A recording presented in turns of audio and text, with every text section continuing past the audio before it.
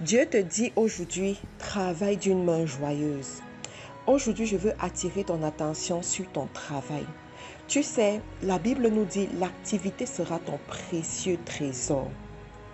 Si tu es une personne qui n'a pas d'activité, j'aimerais te dire aujourd'hui que tu n'entres pas dans le plan de Dieu.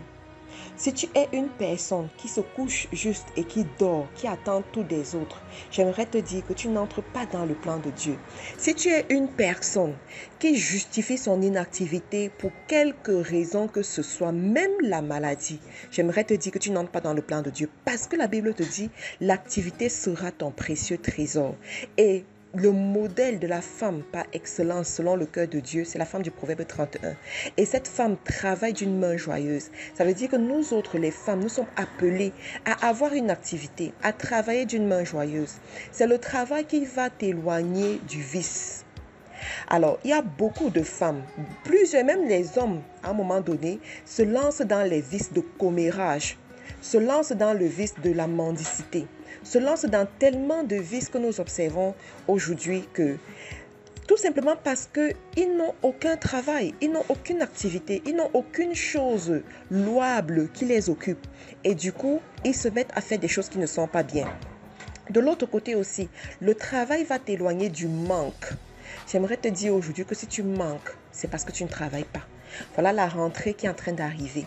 Il y a beaucoup de parents qui envoient leurs enfants dans certaines maisons où les parents sont riches parce qu'ils veulent que quand les enfants rentrent, ils rentrent avec des choses de la rentrée. Voilà. Ils veulent qu'on les aide en fait. Mais j'aimerais te dire que ça ne rentre pas dans le plan de Dieu. Ce n'est pas ce que Dieu a prévu pour toi. Tu devrais avoir une activité qui te permet d'être à l'abri du besoin avec ta famille. Si tu es un parent, à chaque rentrée, tu dois réfléchir pour tes enfants, eh bien, ce n'est pas ce que Dieu a prévu pour toi. Donc, à partir d'aujourd'hui, prends les bonnes décisions, développe des activités et va chercher ton argent. Va chercher à mettre ta famille à l'abri du manque. Je veux aussi te dire, l'activité a quelque chose de formidable que ça te permet de te sentir important. Dans la vie, il y a les besoins des hommes. Et l'un des besoins des hommes, c'est le besoin d'accomplissement. Quand tu t'accomplis, tu te sens important. Quand tu t'accomplis, tu as de la valeur. La société te respecte. La société t'honore. Et toute personne normale a besoin de se sentir respectée, de se sentir honorée. Mais ça n'arrivera pas si tu n'as pas une activité. Ça n'arrivera pas si tu ne réalises pas. Ça n'arrivera pas si tu ne fais rien. Donc j'aimerais t'encourager aujourd'hui. Arrête de te donner des raisons pour ne rien faire. Je dis bien même la maladie. La maladie, c'est un esprit et tu peux chasser cet esprit. Si quelque chose est un esprit, ça veut dire qu'on peut le chasser. Jésus l'a montré en chassant les démons, en chassant les mauvais esprits. Donc, l'une des choses qui te permet de chasser la maladie, c'est de courir derrière un but. C'est d'avoir une activité qui t'occupe. Tous les malades que vous allez voir malades pendant longtemps, ce sont les malades qui ont démissionné au niveau de l'activité. Ce sont les malades qui se sont dit, je ne peux plus rien faire, je vais me coucher, on va s'occuper de moi. Mais lorsque vous voyez un malade qui court derrière un objectif, qui court derrière une activité, ce malade sera toujours debout. On ne sait pas comment, mais il va guérir et il va se lever.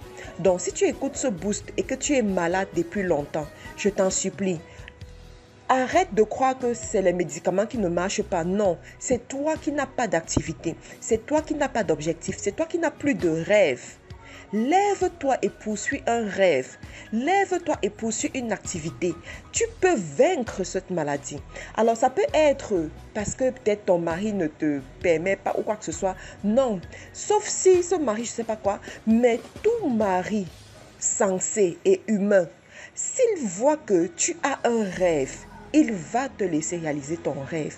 S'il voit que tu agis pour une vision, il va te laisser réaliser cette vision. Et il faut savoir que quand je parle d'activité ici, ça peut commencer par une activité qui n'est pas nécessairement à but lucratif. Je prends un exemple, t'occuper des enfants autres que tes propres enfants. Tu comprends ça? Moi, j'ai vu des femmes, par exemple, s'engager que chaque samedi, Elles vont faire la cuisine pour les enfants de la rue.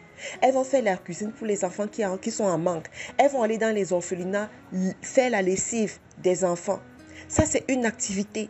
Et après cette activité, tu verras comment les portes vont s'ouvrir devant toi.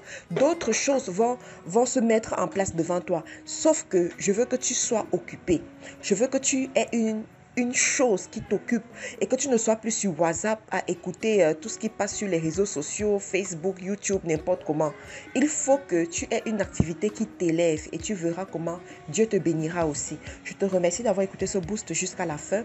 Tu peux nous retrouver sur les réseaux sociaux en recherchant Faiseur d'Espoir International FDE sur Facebook, YouTube, Instagram. À demain.